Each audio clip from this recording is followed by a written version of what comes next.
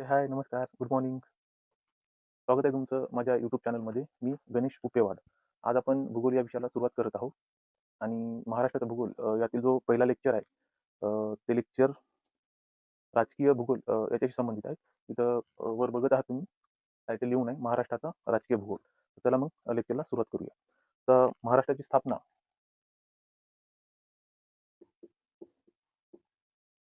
महाराष्ट्र राज्याची स्थापना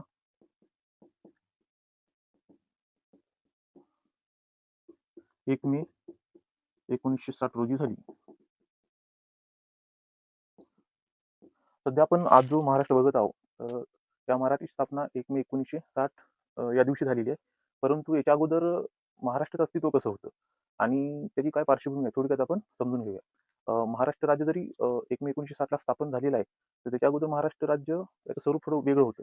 वेगळं होतं म्हणण्यापेक्षा जवळपास बॉम्बे प्रेसिडेन्सी या नावाने तो ओळखला जात होता. परंतु आजच्या महाराष्ट्रामध्ये जे जिल्हे आहेत विदर्भामधले, मराठवाड्यामधले, ते बॉम्बे प्रेसिडेन्सीचा त्यावेळेस भाग नव्हते.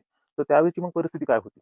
तर तुम्हाला माहीत असेल, भाषावार राज्याची रचना यासाठी 1953 मध्ये पोट्टी श्रीरामुलू यांनी उपोषणाला बसले होते आणि त्यांच्या उपोषणामुळे, कारण जेव्हा पोट्टी श्रीरामुलू यांनी तेलुगू भाषिकासाठी आंध्र प्रदेश या तेलुगू राज्याची स्थापना करण्यासाठी उपोषणाला सुरुवात केली आणि दुर्दैवाने त्या उपोषणाच्या दरम्यान पोट्टी श्रीरामुलू यांचं निधन झालेलं आहे आणि जसं हे लोकांना कळलं, पोट्टी श्रीरामुलू यांचं निधन झालेलं आहे आणि भाषावर राज्य निर्माण करण्यासाठी केंद्र सरकार तयार नाही आहे, तर एकूण लोकांचा जो जनाक्रोश होता, तो सरकारच्या विरोधात आणि अ, जवळपास खूप ॲग्रेशनमध्ये, खूप विरोधाच्या भूमिकेमध्ये लोकं जात होते. तर त्या परिस्थितीला हँडल करण्यासाठी भाषाच्या आधारे आंध्र प्रदेश या राज्याची निर्मिती 1953 ला करण्यात आली आणि जसं आंध्र प्रदेश या राज्याची स्थापना झाली, त्यानंतर परत अन्य राज्यातून पण मागणी येऊ लागली की भाषा या आधारावर आमच्याही राज्याची स्थापना व्हायला पाहिजे आणि विशेषतः दक्षिण भारतामध्ये त्याचा जोर जास्तच होता. मग बॉम्बे प्रेसिडेन्सी जो आज आपण महाराष्ट्र जरी मराठी भाषिकांचा बघत होतो, पण तेव्हा बॉम्बे प्रेसिडेन्सीचा महाराष्ट्राचा काही भाग हा बॉम्बे प्रेसिडेन्सीमध्ये होता. विदर्भाचा भाग हा मध्य प्रांतात होता. तसंच औरंगाबाद, जालना, नांदेड, उस्मानाबाद म्हणजे जवळपास मराठवाडा हा जो एरिया आहे, तो हैदराबाद संस्थान निजाम यांच्या ताब्यात होता. तर या पद्धतीनं मराठी भाषिकांचे जे जिल्हे होते ते वेगवेगळ्या प्रांतात विभागले गेले होते. तर 1953 मध्ये भाषाच्या आधारे राज्याची स्थापना व्हायला पाहिजे का, करायला पाहिजे का, यासाठी केंद्र सरकारने एका समितीची स्थापना केली. फजल अली आयोग. फजल अली आयोग 1956. 1956 ला फजल अली आयोग या आयोगाची स्थापना करण्यात आली आणि त्याचा जो उद्देश होता, प्रांताची रचना कशा पद्धतीने करायला पाहिजे, यासाठी ती समिती स्थापन केली होती. त्यानुसार 1956 ला त्या आधारे फजल अली आयोगाच्या आधारे 1956 मध्ये राज्य पुनर्गठन कायदा पास. फजल अली आयोगाने जी शिफारस केली त्या अनुषंगाने केंद्र सरकारने एक कायदा पारित केला. त्या कायद्याचं नाव होतं राज्य पुनर्रचना कायदा. 1956 लाच पास करण्यात आलेलं होतं. 1956 मध्ये पारित. आता या कायद्याचा जो उद्देश होता, जवळपास या अगोदर पण जे समिती होते, धार समिती, जेव्हीपी समिती, तर त्यांचंही जो म्हणणं होतं राज्याची जी निर्मिती आहे ती भाषा या आधारावर होता कामा नये आणि जवळपास फजल अली आयोगाचंही मत तेच होतं. राज्याचा आधार हा भाषा असता कामा नये, परंतु काही अपवादात्मक परिस्थितीमध्ये नवीन राज्याची स्थापना भाषाच्या आधारे करता येईल, असं फजल अली आयोगामध्ये नमूद करण्यात आल्यामुळे कुठेतरी भाषाच्या आधारे नवीन राज्याची स्थापना करण्यासाठी एक पर्याय उपलब्ध झाला. त्यानुसार 1956 मध्ये देशात या कायद्याच्या आधारेच या कायद्याच्या आधारे 1956 मध्ये देशात भाषावार प्रांतरचना होण्यास मदत मिळाली. त्या अनुषंगाने 1956 मध्ये काही राज्यांचं पुनर्गठन करण्यात आलं. त्यामध्ये अगोदर जी बॉम्बे प्रेसिडेन्सी होती, याच आधारे जे बॉम्बे प्रेसिडेन्सी होती त्याचं पुनर्रचना करून दुभाषिक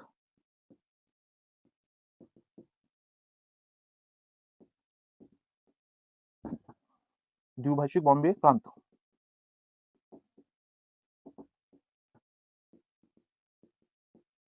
स्थापना 1956 मध्ये जो कायदा झाला होता त्या अनुषंगाने भाष्यावार कुठेतरी नवीन प्रांताची रचना करण्यास एक चालना मिळाली. तर त्या आधारे द्विभाषिक बॉम्बे प्रांताची स्थापना करण्यात आली. आता हे द्विभाषिक बॉम्बे प्रांत यामध्ये नेमकं कोणकोणत्या म्हणजे त्यावेळेचं जे द्विभाषिक राज्य होतं ते कोणकोणत्या राज्याच्या भागामध्ये समावेश होता. यामध्ये जवळपास या द्विभाषिक द्विभाषिक बॉम्बे प्रांतामध्ये गुजरात राज्य, हैदराबाद संस्थान, त्यानंतर मध्य प्रांतातील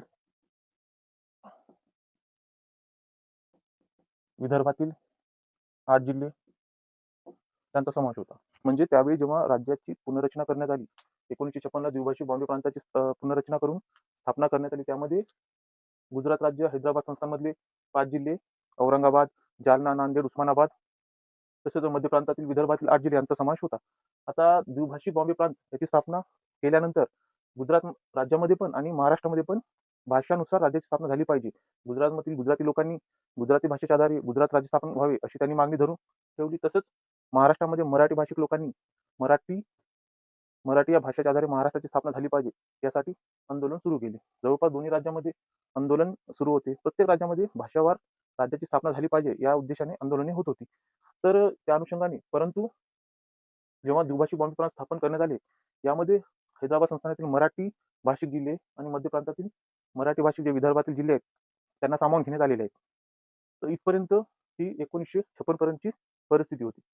त्यानंतर आंदोलन होत गेले आणि जवळपास 106 हुतात्म्यांनी आपलं बलिदान दिल्यानंतर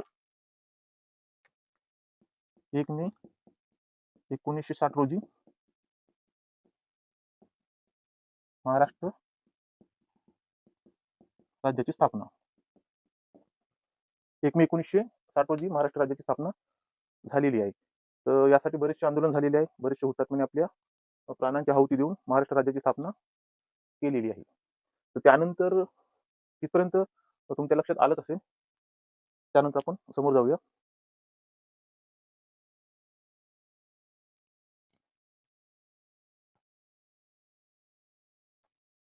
त्यावेळी जे बॉम्बे प्रेसिडेन्सीची स्थापना झाली द्विभाषिक द्विभाषिक द्विभाषिक बॉम्बे प्रांत. या द्विभाषिक बॉम्बे प्रांतमध्ये जवळपास गुजरात, महाराष्ट्राचा काही भाग आणि मध्य प्रांत यातील कोणकोणते जिल्हे आहेत ते आपण समजून घेऊया. तर या द्विभाषिक बॉम्बे प्रांतामध्ये आजचा संपूर्ण गुजरात राज्य, त्यानंतर हैदराबाद संस्थान. आता हा हैदराबाद संस्थान म्हणजे संपूर्ण हैदराबाद संस्थान नाही बरं, यातील 5 जिल्हे हैदराबाद संस्थान यातील 5 जिल्हे. ते 5 जिल्हे कोणकोणते? औरंगाबाद, त्यानंतर बीड, परभणी, नांदेड, उस्मानाबाद.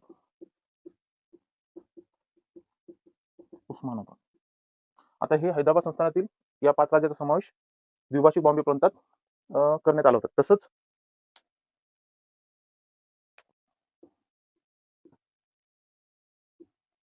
मध्य प्रांतातील विदर्भातील 8 जिल्ह्यांचा समावेश. तर हे 8 जिल्हे पहिला आहे बुलढाणा, अकोला, अमरावती,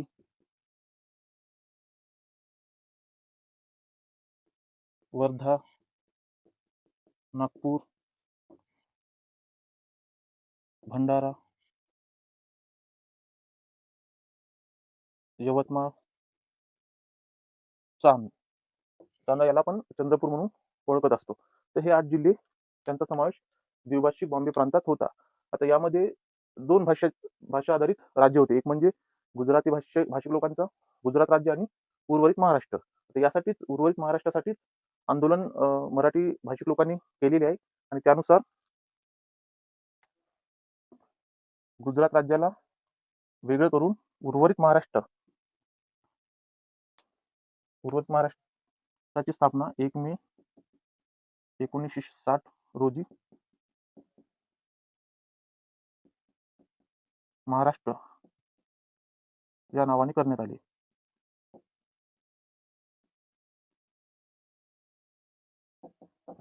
इथपर्यंत तुमच्या लक्षात आलं असेल नेमकं द्विभाषिक बॉम्बे प्रांत तिथून आणि त्यामध्ये कोणकोणते राज्यांचा समावेश होता आणि त्यानंतर द्विभाषिक बॉम्बे प्रांतापासून म्हणजे द्विभाषिक बॉम्बे प्रांताची स्थापना 1956 ला करण्यात आली. जसं आपण मागे बघितलं होतं फजल अली आयोगाची स्थापना झाली आणि त्या अंतर्गत केंद्र सरकारने जो राज्य पुनर्गठन कायदा केला त्या अनुषंगाने द्विभाषिक बॉम्बे प्रांताची स्थापना 1956 रोजी करण्यात आली.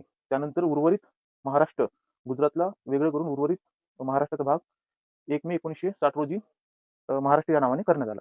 आता इथून तुमच्या लक्षात आलं असेल आणि हे आपण थोडक्यात बघितलेलं आहे. इन डिटेल जर बघतो म्हणलं तर बरंच आहे, पण महाराष्ट्राचा भूगोल यामध्ये त्याची तेवढी आवश्यकता नाही आहे. तर हे म्हणून शॉर्टमध्ये थोडंफार बेस कव्हर झाला पाहिजे आणि नेमकं 1 मे 1966 रोजी महाराष्ट्र राज्याची स्थापना झाली तर त्या अगोदर काय परिस्थिती होती हे लक्षात येण्यासाठी आपण थोडं शॉर्टमध्ये माहिती जाणून घेतली.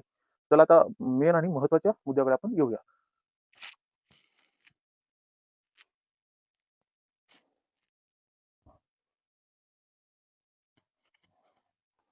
महाराष्ट्राचा भूगोल त्याच्या राजकीय भूगोल अभ्यासत असताना आपल्याला देशाच्या नकाशामध्ये महाराष्ट्राचं स्थान कुठं आहे आणि जगाच्या नकाशामध्ये भारताचं स्थान कुठं आहे, तसंच आपण कोणत्या गोलार्धात येतो, आपला देश कोणत्या गोलार्धात आहे, आपण कोणत्या खंडामध्ये येतो, या बेसिक गोष्टी माहीत असणं खूप गरजेचं आहे. तर त्यासाठी आपण थोडक्यात भारतामध्ये महाराष्ट्राचं स्थान कुठं आहे हे समजून घेऊया आणि भारताचं स्थान जगामध्ये कुठं आहे थोडक्यात समजून घेऊया.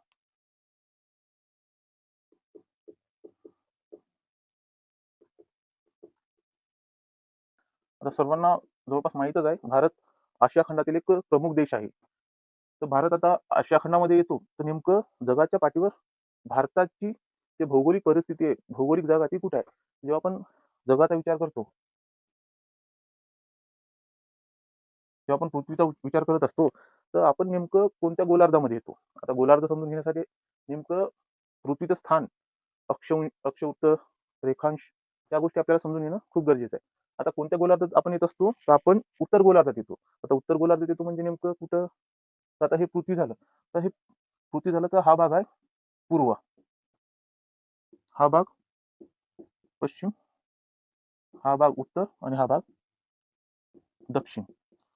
आता गोलार्ध समजून घेण्यासाठी नेमकं त्याची विभागणी कशी करण्यात आलेली आहे ते आपण समजून घेऊया. तर इथं दिशा दाखवलेली आहे. त्या भारताचं स्थान हे उत्तर गोलार्धात येते. आता उत्तर गोलार्धात येते म्हणजे नेमकं कसं तर जगाला आपण 2 भागामध्ये डिवाइड केलेलं आहे.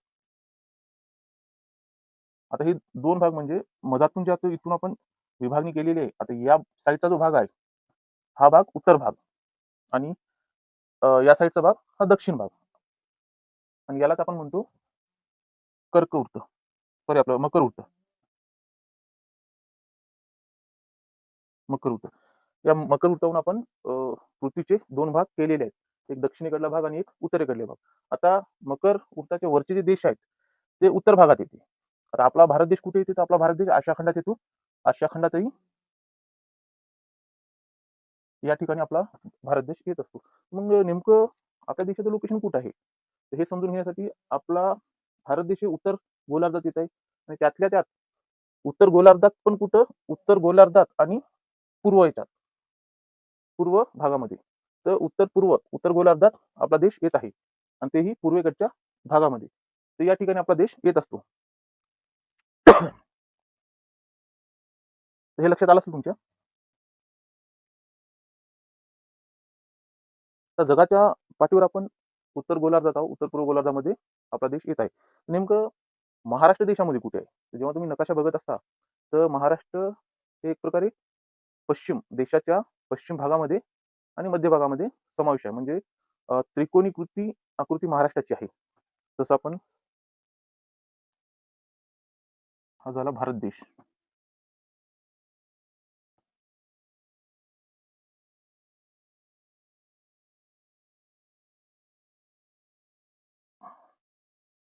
भारताची आकृती काढत असताना या पद्धतीचं आपल्या देशाचा नकाशा आहे. तर या देशामध्ये आपलं राज्य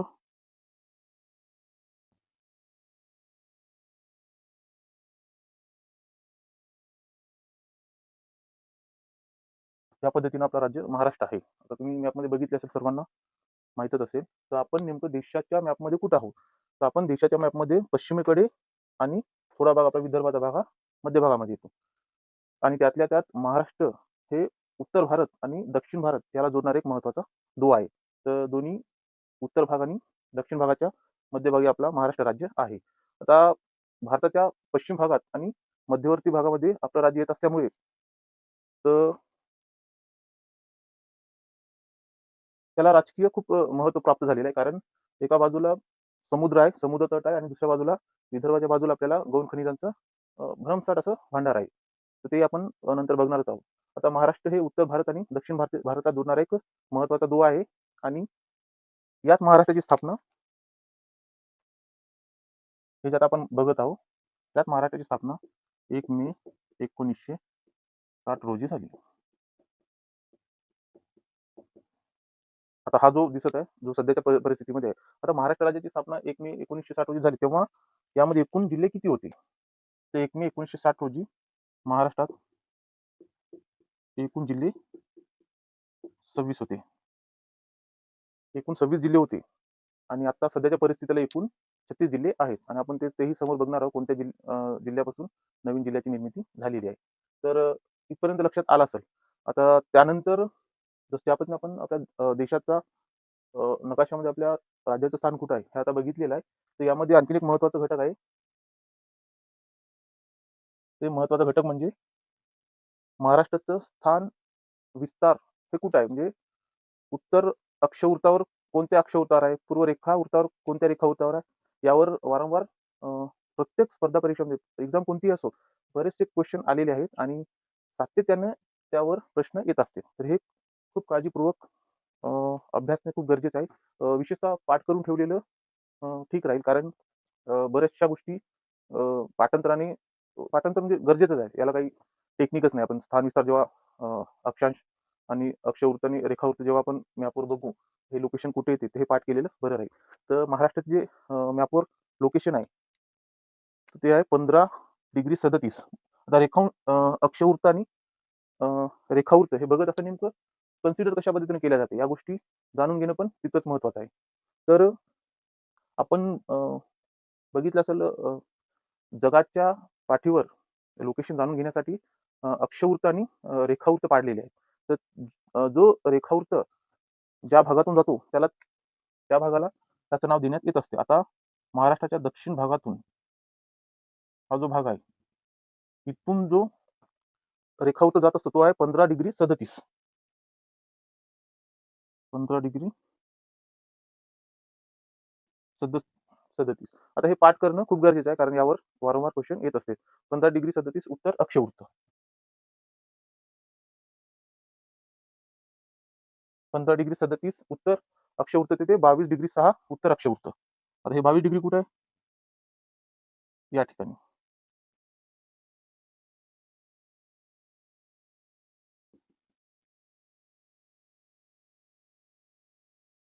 आता हे झालं उत्तर अक्षवृत्त.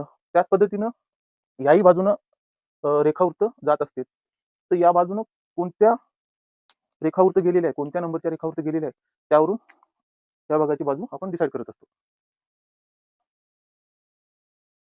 तर या भागातून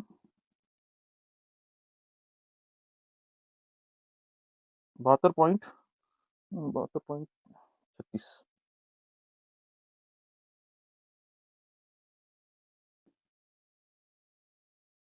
72.36 पूर्व रेखावृत्त ते 80.54 पूर्व रेखावृत्त.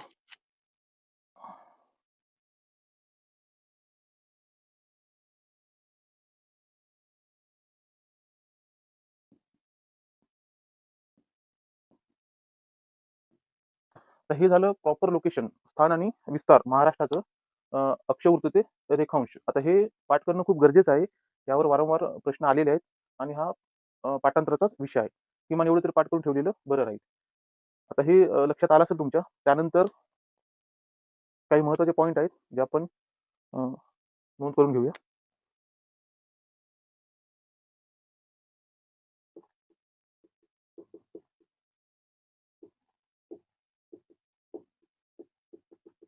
द्विभाषिक मुंबई राज्याची स्थापना 1 नोव्हेंबर 1956 रोजी.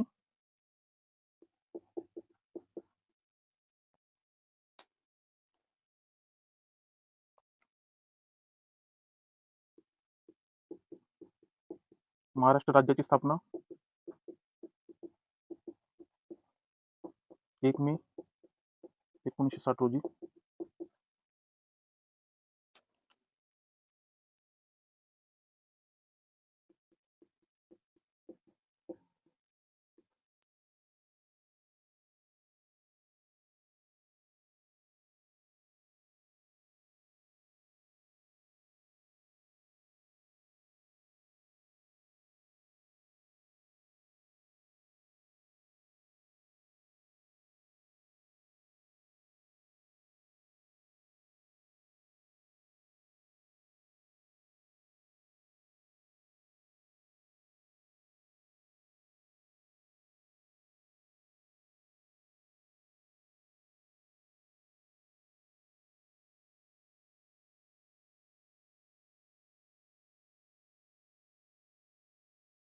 बदलत राहते, तर त्यामुळे हे पाठ करून ठेवले तर ठीक राहील. ठेवाच, पाठ करून ठेवाच. खूप महत्त्वाचे मुद्दे आहेत आणि जवळपास प्रत्येक कॉम्पिटेटिव्ह एक्झाममध्ये या टॉपिकवर क्वेश्चन आलेले आहेत. त्यानंतर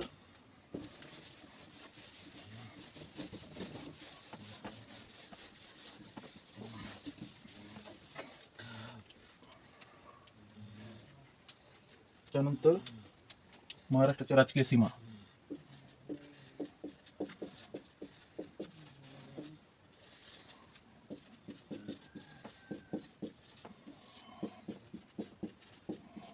तर महाराष्ट्र राज्याच्या राजकीय सीमा कोणकोणत्या आहेत ते बघूया आपण.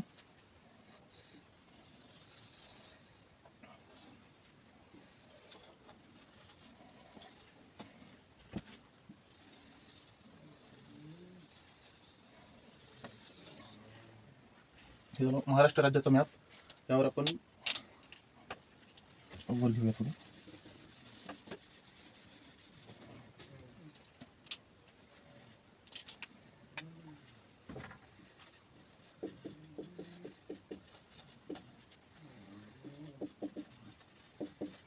राजकीय सीमा. तर महाराष्ट्र राज्याच्या जे राजकीय सीमा आहेत, आता हा पण खूप महत्त्वाचा मुद्दा आहे आणि यावर पण क्वेश्चन येत असतील. हा चॅप्टरच खूप महत्त्वाचा आहे. वारंवार या चॅप्टर कंटिन्युअसली क्वेश्चन येत असते. एक्झाम कोणती पण असो, कोणतीही कॉम्पिटेटिव्हची एक्झाम असो, राजकीय सीमा यावर क्वेश्चन येत असतील. आता राजकीय सीमा कोणकोणत्या आहेत? महाराष्ट्र राज्य आहे, तर नेमकं महाराष्ट्र राज्याला कोणत्या बाजूने कोणत्या राज्याची सीमा लागून आहे, महाराष्ट्रातील कोणत्या जिल्ह्याला कोणत्या राज्याची सीमा लागून आहे, अशा वेगवेगळ्या अँगलनं क्वेश्चन येत असतील. तर ते आपण समजून घेऊया. आता राजकीय सीमा समजून घेत असताना आपल्याला सर्वात प्रथम दिशा समजून घेणं खूप गरजेचं आहे. आता हे आहे पूर्व, हे पश्चिम, हे उत्तर, दक्षिण. आता हे यासाठी मी नमूद करत आहे कारण याही अँगलने क्वेश्चन येत असते. कोणत्या दिशेला किंवा कोणत्या बाजूला कोणत्या राज्याची सीमा आहे, किंवा ईशान्येकडे कोणत्या राज्याची सीमा आहे, दक्षिणेकडे महाराष्ट्राला कोणत्या राज्याची सीमा आहे, कोणते राज्य आहेत, त्यानंतर उत्तरेकडे महाराष्ट्राला लागून कोणते राज्य येत असतात, ते या अँगलने क्वेश्चन येत असते. तर त्यामुळे ही सीमा चिन्हांकित करणं खूप गरजेचं आहे. तसंच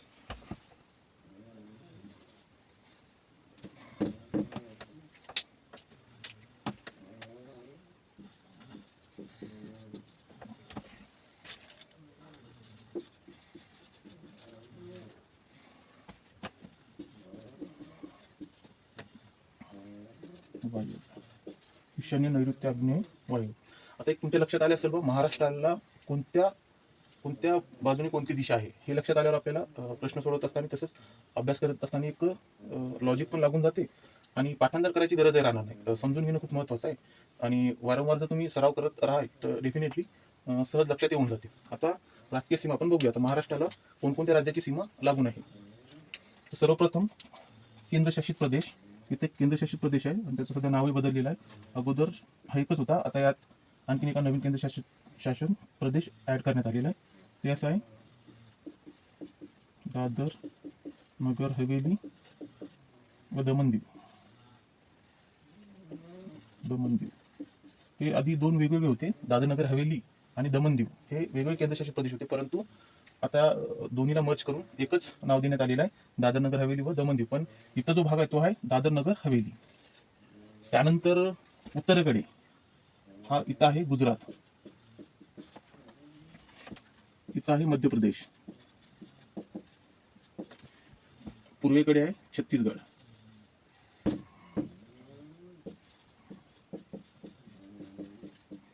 इथे आहे तेलंगणा, इथे आहे कर्नाटक,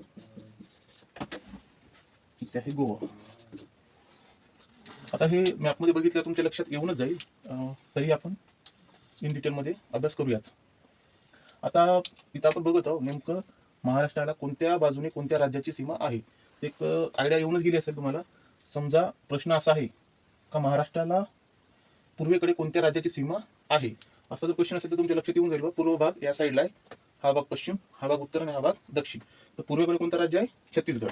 तर अशा पद्धतीने तुम्ही लक्षात ठेवू शकता. आता एक आयडिया तर येऊनच गेलेली आहे. आता आणखी नाही वेगवेगळ्या अँगलने क्वेश्चन येत असतील. आता महाराष्ट्राला लागून कोणत्या राज्याची सीमा आहे हे तर आपण बघितलेले आहोत. इकडं केंद्रशासित प्रदेश एक आहे दादर नगर हवेली, त्यानंतर गुजरात, त्यानंतर मध्य प्रदेश, उत्तरेकडे पूर्वेकडे बघितलं तर छत्तीसगड, त्यानंतर आग्नेयेकडे तेलंगणा, दक्षिणेकडे कर्नाटक आणि गोवा असे राज्यांची सीमा आहे. आणि त्यात इंटरेस्टिंग जे क्वेश्चन येतात तर ते असे येतील बघा, कोणत्या राज्याला महाराष्ट्रातील कोणत्या जिल्ह्याची सीमा आहे. तर आता आपण ते बघूया. हे तुमच्या लक्षात आलं असेल तर समोर जाऊया. तर महाराष्ट्रातील कोणत्या जिल्ह्याला कोणत्या राज्याची सीमा लागून आहे. आता इथं बघतो आपण दादर नगर हवेली. तर दादर नगर हवेली या केंद्रशासित प्रदेशाला पालघर या जिल्ह्याची सीमा आहे. त्यानंतर परत वायव्येकडे जो गुजरात प्रांत आहे, या गुजरात प्रांताला महाराष्ट्रातील कोणकोणत्या जिल्ह्याची सीमा लागून आहे. तर इथं आहे पालघर, त्यानंतर नाशिक, धुळे आणि नंदुरबार. आता या 4 जिल्ह्यांची सीमा गुजरात या राज्याला लागून आहे. पालघर या जिल्ह्याची सीमा दादर नगर हवेली केंद्रशासित प्रदेश त्याला लागून आहे. त्यानंतर मध्य प्रदेश. आता मध्य प्रदेशला कोणकोणत्या जिल्ह्याची सीमा लागून आहे. मध्य प्रदेशला धुळे, नंदुरबार या जिल्ह्यांची सीमा लागते. त्यानंतर बुलढाणा, एक मिनिट, पालघर, नाशिक, धुळे, नंदुरबार, जळगाव, बुलढाणा, अमरावती, नागपूर, भंडारा, गोंदिया. 2, 3, 4, 5, 6, 7, 8 जवळपास 8 जिल्ह्यांची सीमा मध्य प्रदेश या राज्याला लागून आहे. तर हे मध्य प्रदेशला लागून असलेली जे 8 जिल्ह्यांची सीमा ती आहे धुळे, नंदुरबार, जळगाव, बुलढाणा, अमरावती, नागपूर, भंडारा आणि गोंदिया. त्यानंतर छत्तीसगड. तर छत्तीसगडला कोणत्या जिल्ह्याची सीमा लागून आहे. महाराष्ट्रातील 2 जिल्हे आहेत, एक आहे गोंदिया आणि नंतर गडचिरोली. या 2 जिल्ह्यांची सीमा छत्तीसगड या राज्याला लागून आहे. त्यानंतर छत्तीसगडच्या नंतर जो आग्नेयेकडे तेलंगणा हे राज्य आहे, या तेलंगणा राज्याला 4 जिल्ह्यांची सीमा लागून आहे. गडचिरोली, त्यानंतर चंद्रपूर, यवतमाळ, नांदेड. तेलंगणा या राज्याला महाराष्ट्रातील 4 जिल्ह्यांची सीमा लागून आहे. गडचिरोली, चंद्रपूर, यवतमाळ, नांदेड. त्यानंतर दक्षिणेकडे जो कर्नाटक राज्य आहे त्या राज्याला कोणकोणत्या जिल्ह्याची सीमा आहे ते बघूया आपण. नांदेड, नंतर लातूर, उस्मानाबाद, धाराशिव. अगोदर नाव उस्मानाबाद होतं, आता धाराशिव आहे. त्याच्यानंतर सोलापूर, सांगली, सोलापूर, सांगली, कोल्हापूर आणि सिंधुदुर्ग. या इतक्या जिल्ह्यांची सीमा कर्नाटक या राज्यांना लागून आहे. आणि गोवा या राज्याला फक्त सिंधुदुर्ग या जिल्ह्याची सीमा लागून आहे. आता इथं इंटरेस्टिंग आता एक फॅक्ट आहे, आता हे तर लक्षात आलं असेल आणि हे पाठ करणं किंवा समजून घेणं खूप महत्त्वाचं आहे. या अँगलनं पण एक्झाममध्ये क्वेश्चन येत असते, कॉम्पिटेटिव्ह एक्झाम कोणते असो. आता लेवलनुसार डिसाईड होते क्वेश्चन कोणत्या लेवलचे असतील, तर ते कोणते एक्झाम आहे त्यानुसार क्वेश्चन डिसाईड होते. तरी पण आपण इन डिटेलमध्ये अभ्यास करूया. आता इथं बघता तुम्ही जेवढे महाराष्ट्राला जवळपास 1 2 3 4 5 6 राज्यांची आणि 1 केंद्रशासित प्रदेशाची सीमा लागून आहे. हे 2-3दा बघितलं तुमच्या लक्षात येऊन जाईल. कोणत्या दिशेला कोणत्या राज्याची सीमा आहे ते पण लक्षात येऊन जाईल बघितल्यानंतर.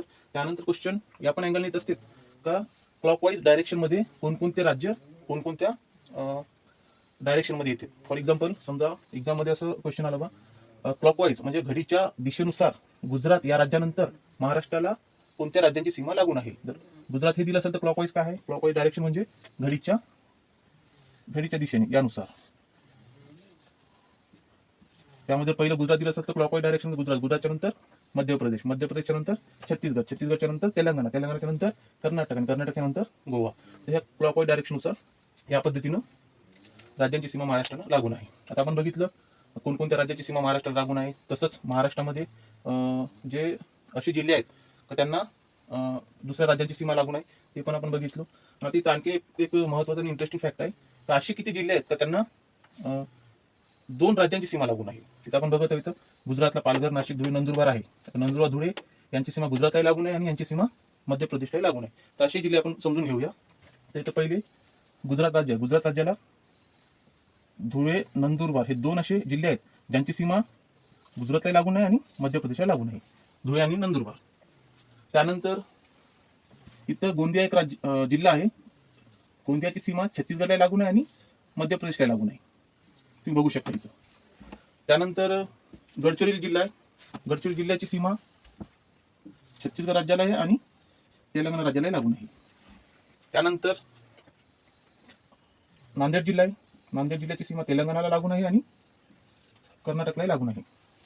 त्याच पद्धतीने सिंधुदुर्ग आहे, सिंधुदुर्ग या जिल्ह्याची सीमा कर्नाटकला लागून आहे आणि गोव्याला लागून आहे. आता आपण इथं बरेचसे फॅक्ट आपण कव्हर केलेले आहे. नेमकं राजकीय स्थिती महाराष्ट्राची काय आहे आणि कोणकोणत्या राज्याची सीमा आहे, त्यानंतर कोणत्या जिल्ह्यांची सीमा कोणत्या राज्याला आहे हे आपण आता समजून घेतलेलं आहे. त्यानंतर खूप महत्त्वाचं आणि पी यातीलच एक टॉपिक आहे ते आपण लगेच समजून घेऊया.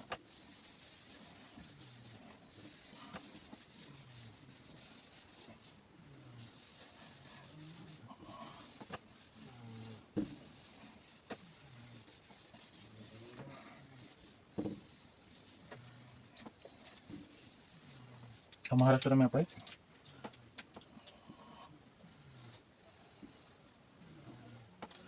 आता आपण सीमा वगैरे समजून घेतलेले आहेत.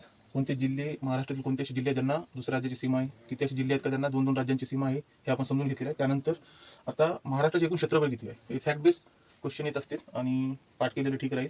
काही गोष्टी रिव्हिजनमध्ये ऑटोमॅटिक पाठ होऊन जाते. तर महाराष्ट्राची क्षेत्रफळ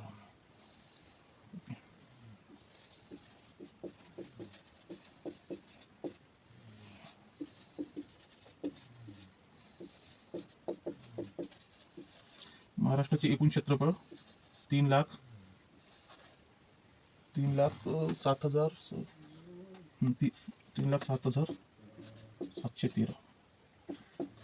महाराष्ट्राचे एकूण क्षेत्रफळ. आता देशामध्ये महाराष्ट्र 3ऱ्या नंबरचं राज्य आहे. क्षेत्रफळाच्या दृष्टीने जर विचार करतो म्हणलं तर महाराष्ट्र हे 3ऱ्या नंबरचं राज्य आहे. आता क्षेत्रफळाच्या दृष्टीने जर महाराष्ट्र 3ऱ्या नंबरचं राज्य आहे तर पहिल्या नंबरचं राज्य कोणतं आहे भारतामध्ये?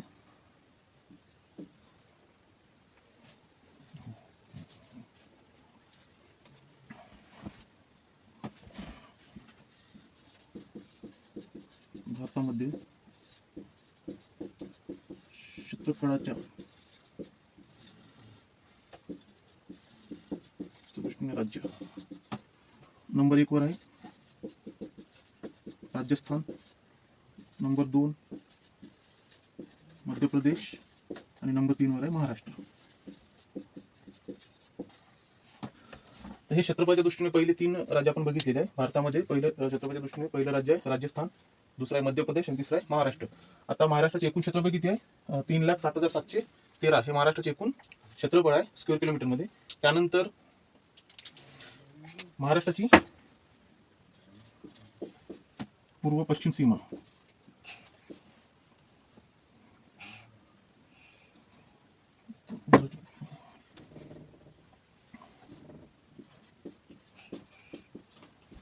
लांबी ही जी लांबी आहे पूर्व ते पश्चिम, पूर्व पश्चिम लांबी महाराष्ट्राची 800 किलोमीटर आहे. त्यानंतर ही लांबी उत्तर दक्षिण लांबी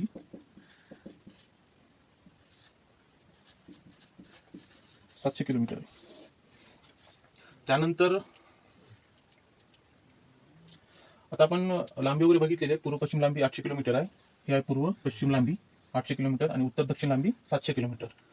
त्यानंतर सागरी सीमा किती आहे महाराष्ट्राला, जे ही सागरी सीमा आहे, समुद्र लाभलेला आहे महाराष्ट्राला, तर ही सागरी सीमा एकूण 720 किलोमीटरची आहे. 720 किलोमीटर सागरी सीमा. हे महत्त्वाचे मुद्दे आहेत, यावर पण क्वेश्चन येत असतात.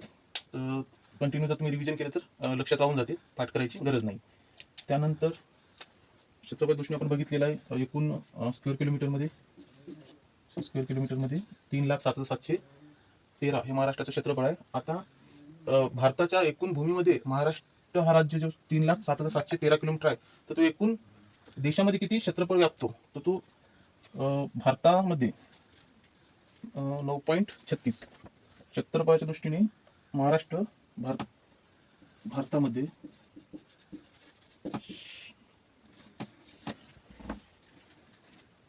9.36% हा देशाच्या क्षेत्रफळात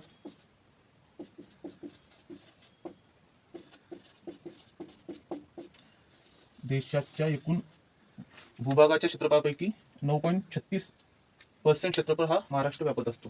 हे खूप महत्त्वाचे मुद्दे होते आणि आपण चांगल्या पद्धतीनं समजून घेतलेलं आहे. 1-2दा जर तुम्ही व्हिडिओ बघशाल तर ऑटोमॅटिक बरेचसे आकडे आहेत, रिव्हिजनमध्ये ते पाठ होऊन जाते. बरेचसे आकडे पाठ करायची गरज नाही आहे, रिव्हिजनमध्ये कव्हर होऊन जाते. तुम्ही जो हा लेक्चर बघितला त्याबद्दल सर्वांचे धन्यवाद. परत एक बड्या लेक्चरमध्ये आपण भेटूया.